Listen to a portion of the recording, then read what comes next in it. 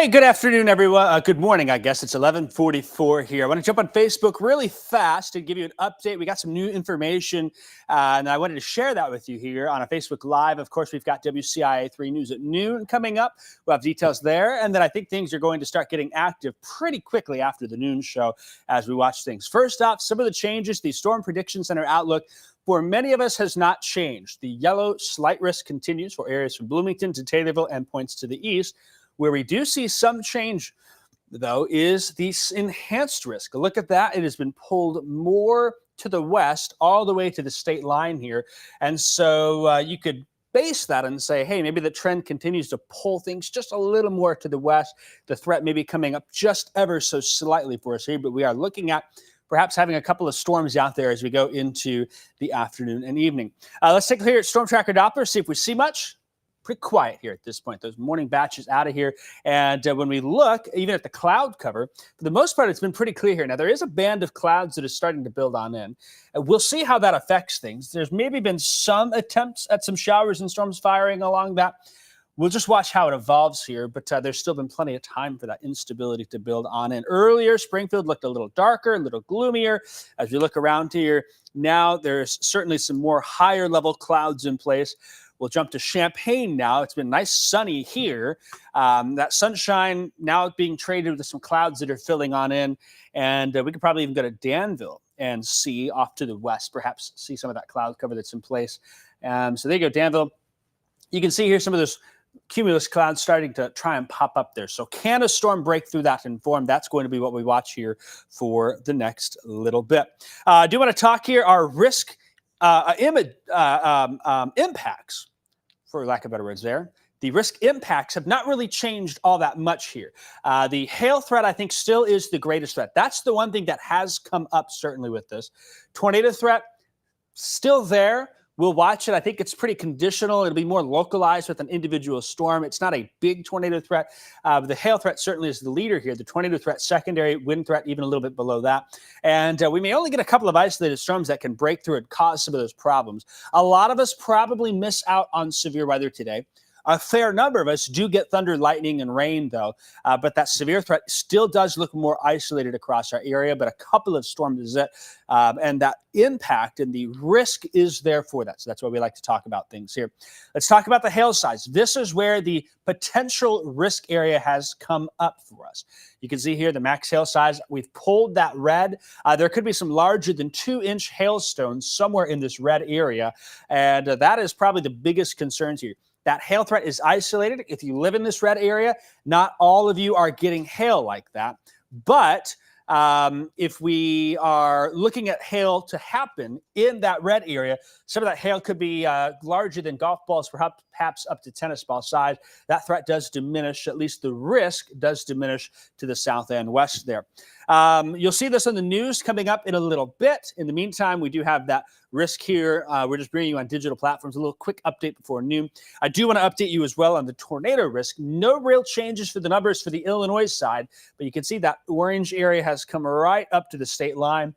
And so from west to east here, as storms move to the east, that tornado threat will come up. And so Danville, you're sitting at a 4, but you go right to the east, cross the state line, and it's at a 6 there. So you can kind of get an idea, hey, I'm closer to the 6.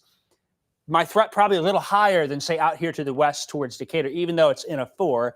You can kind of see how that threat progresses as storms move to the east. They move into a more and more favorable environment for tornado threat. And so that's something that we will watch. There's that enhanced risk. Now, it includes a good chunk of Indiana, western Ohio, northern Kentucky there, where the greatest threat for severe weather will be. But those storms in that area have to form somewhere. And it looks like we will be the lucky recipients of getting those storms to form overhead. And hopefully we can get them off to the east pretty quickly. I'm going to bring up Future Track real quick, and we'll look at that. And then we will try and catch any questions that may exist. We'll take a peek at that. Future Track here has been saying there should already be storms forming. I think it's a little early in that, so we'll see. But the next couple of hours are key. At some point, those storms do have to fire.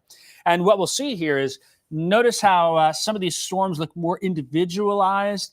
Over the next 45 minutes to an hour, if we see some storms form like this, they're in an environment that's more favorable for individual cells. And I think they're more of a hail producer. But one or two of those somewhere may have a localized tornado threat, so we will watch that.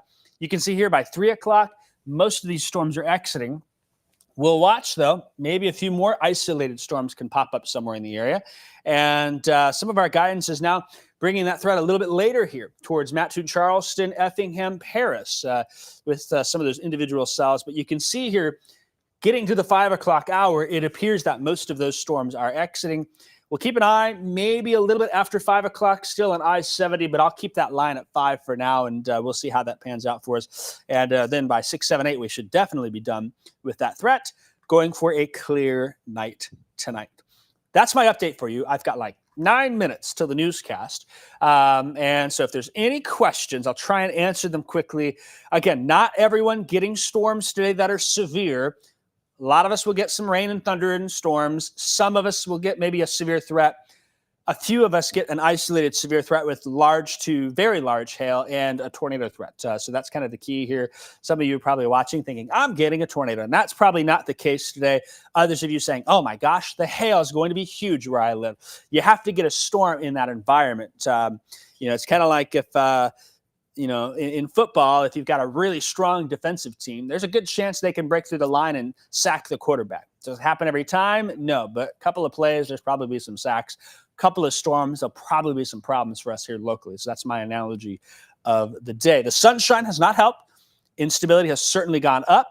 We're also seeing some divergent winds aloft, which will help with that lift. So that's what we're going to keep an eye on. Kind of looking down the line.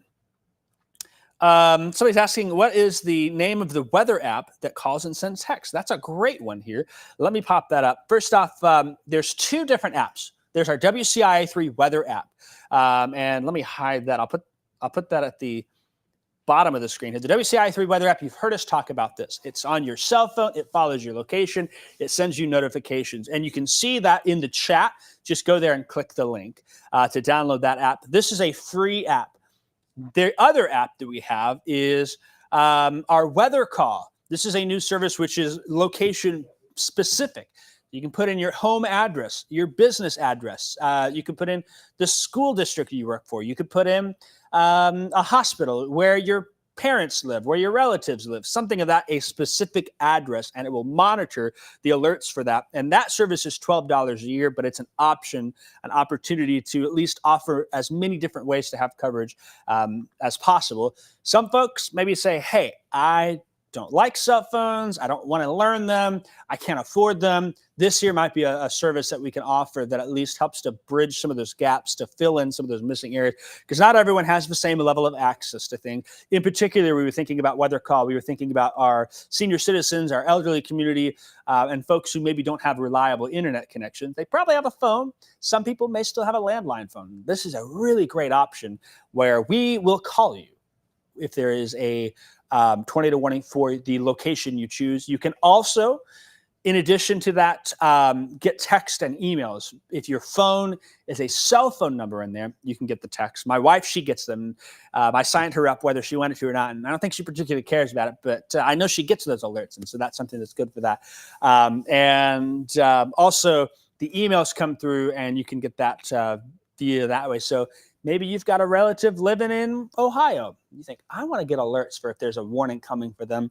Well, you can put in their landline phone number, your cell phone, and your email in there. And that'll be a way for you to get alerts and keep tabs with them. They can keep up. So there's lots of different features for that. Okay, with that, that's not anything, some sort of demo product. Oops, sorry about that. That's my Facebook Live here. We're going to have the newscasts in about 6 minutes, so I will see you there.